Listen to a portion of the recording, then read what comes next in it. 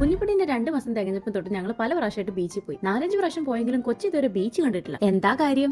എന്നും ബീച്ച് എത്തിയപ്പോൾ മണി 8. നമ്മുടെ നാട്ടിലെ ബീച്ചിലൊന്നും ലൈറ്റ് ഇല്ലതാണ്. അതുകൊണ്ട് ഇത് നേരത്തെ ഇറങ്ങി കുഞ്ഞിപ്പണ്ണിനെ ബീച്ച് കാണിച്ചിട്ടേ ഉള്ളൂ. ഇന്ന് പുതിയൊരാൾ കൂടെ ഉണ്ട് നമ്മളോടെ. ഇത് സുസ്മാമ, എന്റെ അപ്പയുടെ സിസ്റ്റർ ആണ്. ഞങ്ങൾ എല്ലാവരും ഇന്ന് പോകുന്നത് ആലപ്പുഴ ബീച്ചിലാണ്. പകുതി വഴി ആയപ്പോഴത്തേനും തമ്പരാട്ടിക്ക് ഡ്രസ് ചേഞ്ച് ഒക്കെ ഉണ്ടായിരുന്നു കേട്ടോ, because of obvious reasons. Beach എന്ന് പറയുമ്പോഴേ നല്ല ചൂട് കപ്പലണ്ടിയാണല്ലോ നമുക്ക് മെയിൻ. നിങ്ങളൊക്കെ കപ്പലണ്ടി എന്നാണോ അതോ കടലെന്നാണോ പറയാ? അതിന്റെ ഇടയ്ക്ക് അവനോട് രണ്ടെണ്ണം ചോദിച്ചപ്പോൾ അവൻ ബാസ്കറ്റ് ബോൾ കളിക്കും. കുറെ വ്ലോഗേഴ്സിന്റെ ഒക്കെ വീഡിയോസിൽ ഇവിടെ പുതിയതായിട്ട് ഒരു വാട്ടർഫോൾ സ്റ്റാർട്ട് ചെയ്തിട്ടുണ്ടെന്ന് കണ്ടിട്ടാണ് ആലപ്പുഴ ബീച്ചിലോട്ട് വരാൻ തീരുമാനിച്ചത്. ഇതിന് entry fees 200 rupees per person ആണ് കേട്ടോ. ഇതാണ് സംഭവം വണ്ടർ ഫോൾസ്. ഇത് മാൻമേഡ് ആയിട്ട് സെറ്റ് ചെയ്തിരിക്കുന്ന ഒരു വാട്ടർഫോൾ ആണ്. നല്ല ഹൈറ്റിൽ നിന്ന് വെള്ളം ഇങ്ങനെ താഴേക്ക് വീഴുന്നു. നമുക്ക് അതിൽ നനയും കളിക്കുകയൊക്കെ ചെയ്യാം. ലൈറ്റ്സും മ്യൂസിക്കും ഒക്കെ ആയിട്ട് നല്ല വൈബാണ്. നമുക്ക് കുഞ്ഞിനെ കൊണ്ട് പോകുമ്പോൾ കുറച്ച് റെസ്ട്രിക്ഷൻസ് ഒക്കെ ഉണ്ട്. അവിടെ ലൗഡ് മ്യൂസിക് ഒക്കെ ഉണ്ടായിരുന്നു. അതുകൊണ്ട് അധികം നേരം നമുക്ക് അവിടെ നിൽക്കാൻ പറ്റിയില്ല. ജസ്റ്റ് ഒന്ന് കണ്ട് എൻജോയ് ചെയ്തിട്ട് നമ്മൾ അവിടെ നിന്ന് ഇറങ്ങി. ഹൈലൈറ്റ് വാട്ടർഫോൾ ആണെങ്കിൽ ഇവിടെ വേറെയും പല സംഭവങ്ങളൊക്കെ ഉണ്ട് കേട്ടോ. ഈ കോമിക്സിലൊക്കെ കാണുന്ന പോലത്തെ ഒരു സ്ട്രീറ്റ് തന്നെ സെറ്റ് ചെയ്തിട്ടുണ്ട്. ട്രാൻസ്ഫോമേഴ്സ് വരെ ഉണ്ടായിരുന്നു. പിന്നെ ഇത് മറ്റൊരു ഹൈലൈറ്റ് ആണ്. നമ്മുടെ ദുബായിലെ മിറക്കിൾ ഗാർഡൻ ഇല്ലേ, അതേപോലെ ആർട്ടിഫിഷ്യൽ ഫ്ലവേഴ്സും കൊണ്ട് ഉണ്ടാക്കിയിരിക്കുന്ന ഒരു മിറക്കിൾ ഗാർഡൻ ആണ് ഇത്. അവിടുത്തെ പോലെ തന്നെ ഫ്ലവർ ആർച്ചസ്, ഡാൻസിംഗ് ഗേൾ,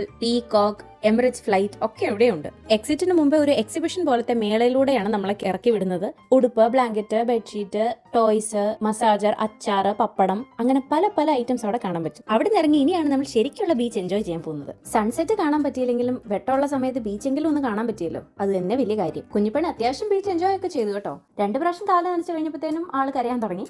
പിന്നെ ആദ്യത്തെ പ്രാവശ്യമല്ലേ, ഇടയ്ക്കിടയ്ക്ക് നമുക്കിനി ബീച്ച് കൊണ്ട് കാണിക്കാം. അങ്ങനെ ഞങ്ങളുടെ ബീച്ച് ട്രിപ്പ് ഒക്കെ കഴിഞ്ഞു. കുഞ്ഞിപ്പണ്ണിന് ഉറക്കം വരുന്നു. പിന്നെ കാണാം. ബൈ.